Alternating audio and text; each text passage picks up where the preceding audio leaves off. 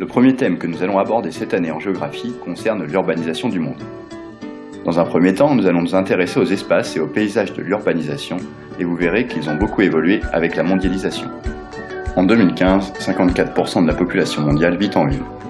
En 2050, elle devrait être de 65% d'après l'Organisation des Nations Unies.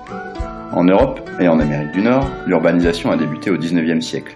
La population y est majoritairement urbaine, plus de 75%, et la croissance des villes est désormais faible. A l'inverse, la croissance urbaine est très forte dans les pays émergents et en développement, du fait de l'accroissement naturel et de l'exode rural. Les mégapoles y sont de plus en plus nombreuses, surtout en Asie et en Afrique. En 2015, 21 des 28 mégapoles du monde se situent dans ces pays du Sud. Les paysages urbains sont transformés par la mondialisation.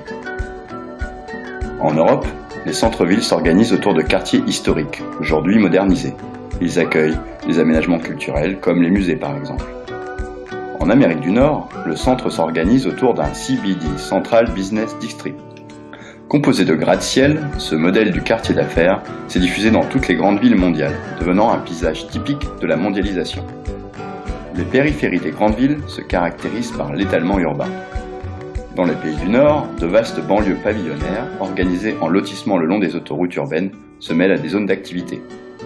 Dans les pays du Sud, l'étalement urbain prend la forme de vastes quartiers d'habitation souvent informels, comme les favelas de Sao Paulo ou les bidonvilles de Mumbai. Malheureusement, cette urbanisation s'accompagne souvent d'un creusement des inégalités.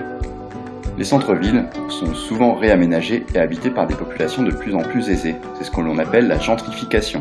Pourtant, des poches de pauvreté demeurent dans ces centres, au nord, les ghettos à Chicago, comme au sud, les bidonvilles de Manille par exemple. Dans les périphéries, les inégalités sont aussi très fortes. Les banlieues pavillonnaires sont habitées par les classes moyennes et aisées, qui se regroupent parfois dans des quartiers sécurisés. Les bidonvilles du sud sont pauvres. Ces inégalités risquent malheureusement de s'accroître dans l'avenir.